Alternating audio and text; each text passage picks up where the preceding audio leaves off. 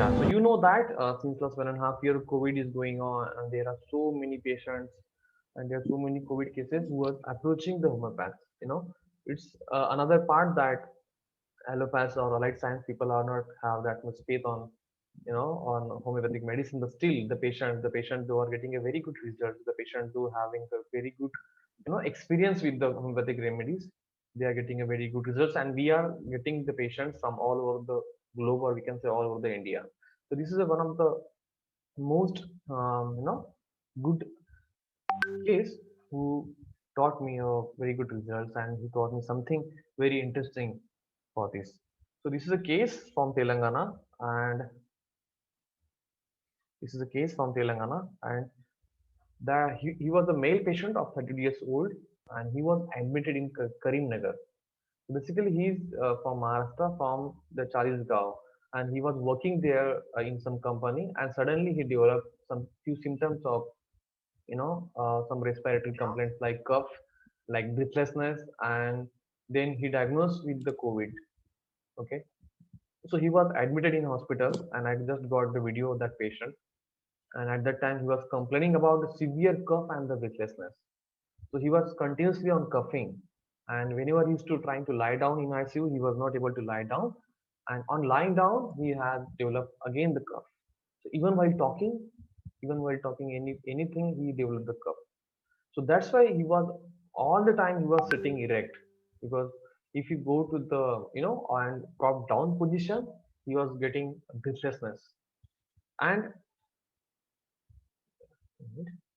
and there was the intermittent dry cough.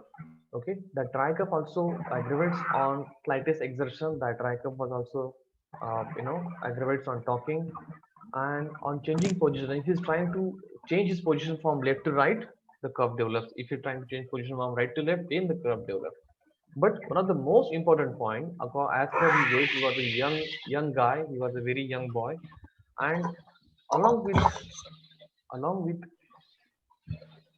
can you mute all? Along with,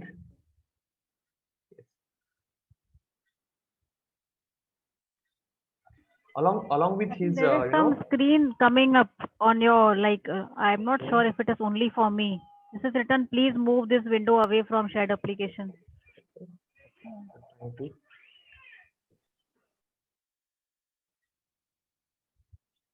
I'm sharing again. Now tell me.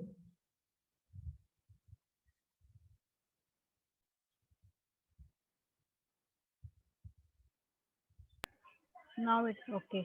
Yeah, it's okay now. Yes. Yeah. So that patient was having a severe cough on changing position, and on coughing, on taking deep breath or coughing, he having a typical pain at the sternal region at here. Okay. And on saturation, his saturation was 70 to 74 on O2, and he's completely dyspnea. He has a severe dyspnea, this patient. I'm going to show this video. So this video is on 10th of May, and he feels the pressure and the pain at the sternal region. See the video. You might be feeling that he's normal, but he's sitting continuously day and night.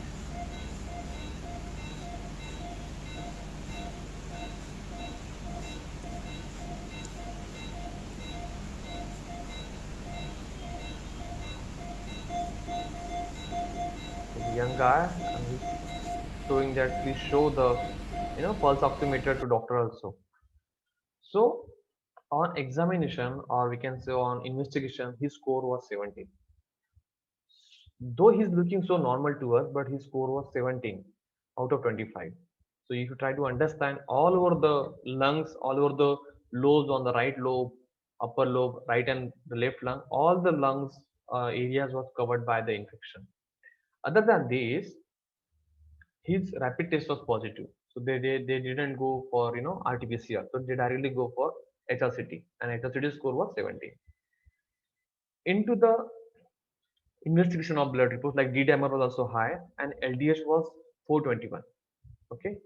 Other than that, his CRP level was normal. It was only 7.33, and his RBS was also normal. It was 72. So On just on this observation and on this information whatever we have about his modalities, about his diagnosis, about his etiology, somehow the infection around the the lungs, the pneumonia was definitely there, so that's why the score becomes so much high, about 17. And other than that, there is also the great weakness and typical PQRS few symptoms we have. So on this totality, I try to take all these rubrics. Okay, the rubrics are as follows: the respiration difficult lying aggression back on, the respiration difficult lying aggression down, chest inflammation lungs pneumonia weakness with, chest inflammation lungs pneumonia base lower lobes, cough exertion, cough talking during, respiration difficult sitting ambulation upright erect orthopnea. This is one of the most important rubric. Other than that, we have a proper peculiar that respiration difficult pressure aggression sternum. While taking respiration, he feels something is having a pressure at my sternal region, and that creates the pain. That was the more painful for him. So that was the whole totality, and you can see in the repertoire chart we have phosphorus, we have lycopodium, we can have arsenic, sulfur, and Dr. Soni said everywhere you will get definitely the sulfur. So here is also. Other than we have bromium, Noxomica baryta carb. So I was also thinking about the same, and so this was my question in my mind that can we go with the phosphorus, or I'm trying to understand the score was 17 and what was the strange into this case, or what was the strange into this blood investigation, which is not find so much complementary to the other investigation. So while trying to understand in this case, so in this case, other than his CBC, other than D-dimer, other than ferritin level, other than CRP, only LDH is high. Okay, but other reports are normal. So what other symptoms is that there is a great debility, though he is so young. So you can see his gesture, you can see his body. He's so young, he's so looking like athlete, but still there is a great debility only with the lung infection, only with the chest infection. That is more typical. Along with that, he is complaining only one thing. I have cough on talking, I have cough on if I'm going to lie down, and I have a typical pain at my sternal region, which is kind of a pressurized pain in my sternal region. Okay, that is the only thing. That is the only thing where we need to concentrate. So after trying to understand that why LDH is high, what do you mean by LDH? So I also mentioned you in my last, session that LDH, which is mean the lactic acid dehydrogenase, means that infection goes directly towards the lungs. Now there is no any cytokine, stage. There is no any stage where the ferritin or lymphocyte goes down. There is no any stage where the we need to give pyrogen and all that. The infection goes directly to the lung, and that's why his LDH is high. So we have to think a remedy where we need to increase lactic acid. So you know that any muscle or any organ, when they get exhausted, when they work hard, then there is a lactic acid secretion. So that's why I'm trying to understand. I'm trying to find out a remedy where we need a fibrosis of the lungs along with the increased lactic acid. Okay, so so one, we try to understand. Then I went to the Materia Medica and trying to read all about the lactic acid. There I found that there is the only remedy which is very complementary or very similar to that lactic acid is phosphoric acid. Then I try to understand. As you know that in our repertoire trial already we have phosphorus at the first time. But even though I am trying to understand this through the phosphoric acid, through the reference work of through the other different materia medica of phosphoric acid. So trying to understand the phosphoric acid, and here is given that phosphoric acid is a combination of oxygen with phosphorus. So as you know that his saturation was very low. It was up to only 72 and 74. The first line given was Carrington Materia Medica that this phosphoric acid is combination of oxygen with phosphorus. Along with that, this also produces a severe weakness, severe debility in young people. As you know that phosphoric acid is a very good remedy for young people with the great debility because of loss of animal feed or because of loss of vital fluids. So this is the first thing where I can believe that I can go with this remedy. Then again, I try to take another different references by different books. So Pathak mentioned here, when there is a weak feeling in the chest, okay, and there is a feeling of pressure or twisting behind the sternum, and that's rendering that makes you difficult to take a breath. Okay, so this was the PQRS. No, this was a very PQRS that he having the same pain at the sternal region.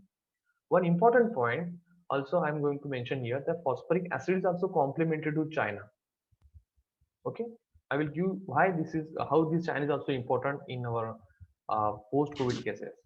Okay, other than that, this is the PQRS of our this case, the difficult pressure aggravation sternum on. Okay, so here also a phosphorus and here also phosphoric acid. If somebody asks me, sir, why you think of phosphorus acid, also will give the answer for that. Again, we have reference from different materia medica. Okay, that in our COVID cases, what kind of a diet the doctor gives to the patient in their nutrition, or their dietitian gives them a curd, that malai wala curd is to give the patient daily in their meal, also the buttermilk. Why is this so? Because curd and the buttermilk contains the high quantity of lactic acid. Okay, it's given by Pathak that lactic acid is also found in the buttermilk and is valuable remedy for morning sickness or the debility or the weakness. Okay, other than this, in phosphoric acid, Farrington mentioned in his generalities that phosphoric acid is also affects the mucous surface.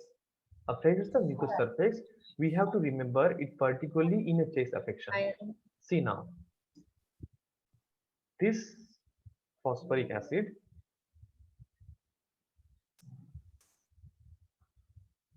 this phosphoric acid also mentioned, okay, also mentioned by Farrington, which is a clinical matter medica, given that this is a remedy which is useful in the mucous membrane infection or especially in the chest infection. Okay, it gives arises the tickling cough, which creates the pain at the sternal region. Okay, along with that, this remedy also useful mostly in tuberculosis. Now many doctors are using tubercular V for this kind of cases. But phosphoric also acid also useful in tuberculosis cases where there is an infection at the parenchymal infection, which creates the weakness, which creates the weakness, and also this weakness can create the severe dyspnea. This is mentioned here, so that's why we gave him phosphoric acid for in the repetition. Okay, and after repetition of phosphoric acid, here we have his follow-up after 10 days. No doubt his LDS become low, and here we have his follow-up. Now you can see his video.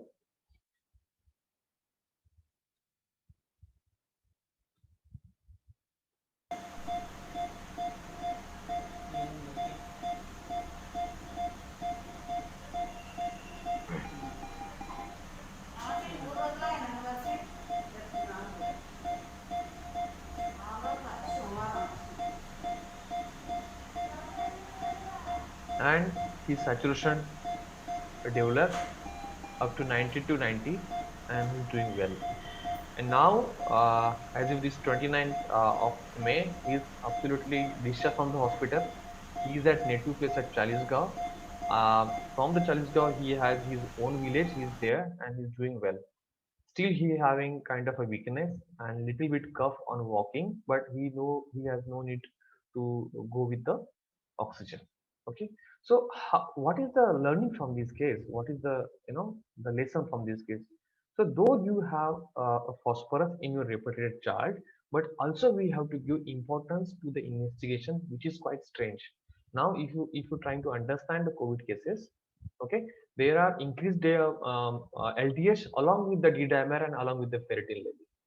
Okay, some patients develop with also comes with the increased LDH and increased CRP, also increase we can say D-dimer.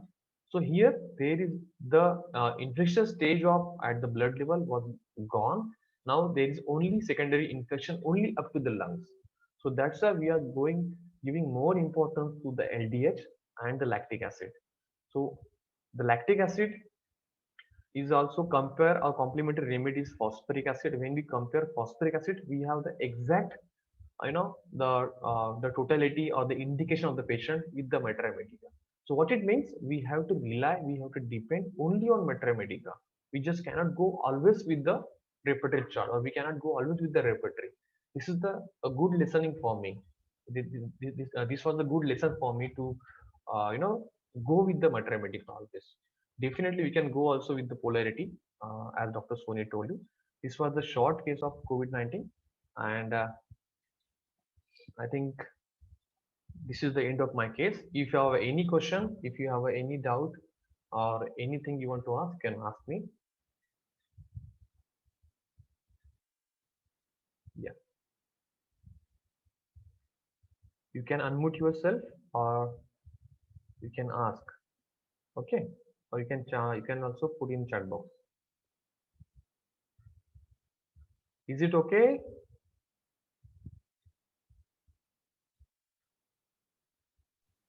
Yes, sir. Yeah. So few people know about this case who was there in my Simply Homeopathic group. But other than this, anyone has Dr. Vijaya, Dr. Varkesa, Dr. Suvarna? Okay, fine. So this is the end of session. Okay. There is a question, and if you have not seen the chat box, the China and SS force relationship. Yes, yes, yes. Okay. There are a question in chat box. I just Let me check. I'm not able to see chat box. Okay. What was the question? relationship between China and SS Yes, force. yes, yes, yes. So China, very good question. So relationship between the China and phosphoric acid. Okay. So China mostly we used to give whenever there is a loss of vital fluids, especially in the hemorrhage. Once there is a reducing the hemoglobin or reducing only about the RBCs or ferrous, then we can give China and Ferromet. Okay, but in phosphoric acid there should be a loss of animal fluids. Okay, so it means not only about the hematology, also along with, like, phosphoric acid is one of the good remedy for diabetes in young people. Okay, so you know that whenever there is a diabetic acidosis, so once the process of acidosis comes, then always think of a phosphoric acid. Okay, so what happens in diabetic acidosis? Once the sugar level goes high, then they develop the vomiting, along with the diarrhea. Okay, along with the nausea, and you become dehydrated. Patient becomes collapse. So mostly in the youngsters, more on the young people, whenever there is a loss of animal fluid, I'm talking about the animal fluid, not about the vital fluid. Okay, so that time we have to think of phosphoric acid, and whenever there is a loss of vital fluid, think of China along with Ferromet also. Okay, but it depends on where is the loss. If the plasma is going down, also you think of China. If RBCs or hemoglobin also going down, also you can think of Ferromet. Okay. Any other question or any doubt? Dr. Himanshu from Delhi. Yes, there are a few questions. You want me to read? Yes, yes, why not? Because I'm not able to see the chat So, box. yeah. So it is how many days you have given this phosphoric acid Yes, and how frequently? yes, the phosphoric acid was given after every 3 hourly, 2 to 4 drops, for 7 to 8 days. Okay. Then after that, again we have wait and watch. Now he shifted on Kalicar only.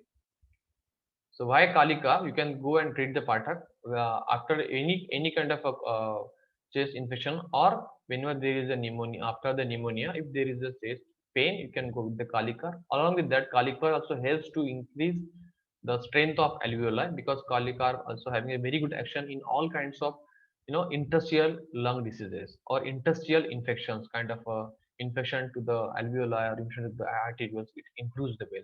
As you know that Kali iodine helps in all kinds of thyroid cases, because potassium and iodine is very helpful to regulate the iodine level from the thyroid, or it helps to the thyroid gland to comes in a normal function. The same wise calcium and potassium, Kali carb helps to uh, you know uh, give the normal functioning of surfactant into the alveoli. That's why he's on Kali carb now, but he's absolutely normal. Yes. Other question, Dr. Soni, you can read it. Yes, there is one more question. It is in complete repertory. Chest Yes, inflammation, inflammation, lung pneumonia, both sides. both sides. Hmm. Ferrum phos and veratrum veridi are the Yes, two yes. medicines, and can we take this route? Yes, we can take this rubric, no problem. There is no problem, Dr. Shivam. We can take this rubric. But the thing is that we have both sides. So both sides. Other than it's better to go with upper lobe, lower lobe of right and left. If you go like this, you will get only phosphorus. Okay, so this is a very important rubric also, variator B and ferrum phos, no doubt. But if we have other important rubrics which is covered by all the symptoms, then we need to go with that all over totality. We just cannot go only with single rubric. But definitely we can consider this also. Yeah. How many days? Even any other question? So there is one question for me, like using polarity method, we Hmm. don't need to take any pathological rubric. So for polarity method, the chart is based on general symptoms. So you can once add in the symptoms there. And when the remedy repetization is coming up, you can read all the three remedies which are in the polarity difference, and you can just correlate to your materia medica whether the pathology is covered or not. That would be Mhm. useful. Yes, yes. So I would like to tell one important thing that the patient condition, the patient pathology or his mental state or his, you know, all the symptoms, the patient will not give you all the kinds of symptoms. The patient will tell you, a patient's disease or his approach will tell you which we can say a method you can use. There are sensors method, there are pathological method, there are disease specific method, there are therapeutic method, there are single red line symptom method, there are so much methods in our homeopathic practice. The patient will decide you which method you have to follow, and this polarity analysis will help you to analyze your prognosis, you analyze your follow-up. This polarity analysis helps you to understand whether you are going right or wrong. Okay, so if patient is well at generalized level and you can understand or analyze yourself with the polarity analysis, then means your medicine is right or your potency is right. So polarity analysis is a tool where you can understand that your follow is at a right way or a wrong way. Am I right, Dr. Soni? Yes, and even when I got this Stena metallicum, I went through Materia Medica, I read through Fatak, and then when I read the symptom, ki there is extreme weakness in chest and Yes. slightest exertion is causing difficult. So I thought ki it will affect the pathology. So let's go for it. Yes, yes, absolutely right. So in now COVID cases, Tanam also coming very, very close to all other remedies, because Tanam also covered all the respiratory difficulty symptoms covered by the Tanam, like coughing on talking or sinus exertion or like difficulty on breathing, kind of a chest problem that is covered by Tanam. So no doubt. Okay, Dr. Prachi. Yeah, and Yeah. as you said, na ki sometimes single remedy. So on that, I just had one case where the patient was having this in what you say, she was not able to control the urination during her periods, else she Yes. was okay. Mm. So I did the whole case, I took the whole case and I came to a single remedy, but that remedy was not covering up this rubric. So I thought, let's search where is this rubric. So I Yeah. searched in the FATAC, involuntary urination, menses during. Yes. So there was only single remedy, Hyosamus. Yes. And you can't believe I only gave Hyosamus 1 m 2 doses, and patient is well till now since it is over 1.5 years. So she Yeah. has not that problem. Yes. So I sometimes this also single remedy rubric also very So helpful. single remedy rubric is in pathology is definitely going to help you. As you, I hope you remember the case of that Asati child, and you referred me maybe 15, 12 years before. And into that Asati child was Ascites. also there. Yes, yes. There was a single remedy rubric. At today's session, I also shared one case to my group, and Dr. Mukesh used that rubric, hail desire for. So into the generalities, if you go and try to understand generalities, pain emulsion by held or held desire for. Then also you have single remedy rubric, that is arsenic. And after giving a single dose of arsenic, that patient was completely normal. That patient was, his ascites, his cirrhosis was completely gone. There was no pathology. So this is up to the patient, and your observation and your understanding will decide which approach, which method do you have to follow. Okay. Yeah. So if there is no any question, so thank you so much for all. Dr. Soni, thank you so much for joining us, to sharing your knowledge. And Thank you so much, it's a Dr. wonderful Praveen, session. for giving me the opportunity. I Yes, was very happy with this, and thank you so much for all the participants for attending the session. I always love to motivate and give opportunity to youngsters, the dynamic homeopaths, and I hopefully the other people will also join us into the next session. Yes, Vasudev Warke साहेब, तुम्हाला काही प्रश्न आहे का? Warke sir. No, no, sir. Sir तुम्ही कुठनं Very बोलताय? good understanding. Yes sir, तुम्ही कुठनं बोलताय? Thana. Thane. O great. Thane. Great sir. I am Dr. an Soni also allopathic from. practitioner, sir.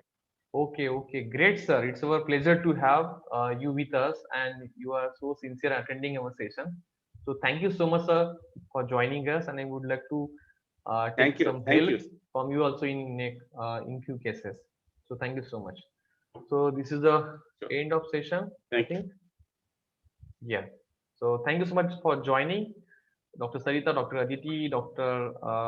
Well Mandonoka from Goa, Dr. Vish Patil, Dr. Gayatri Mane, Dr. Vijaya, Dr. Mukesh Jaiswal, Dr. Nisha, Sandeep Kanta sir, and all my friends. Thank you so much. We are coming with the next COVID session with Dr. Shakil Mulani. He is practicing in Mumbai. He's one of the best practitioner in pathological cases, and we are coming with more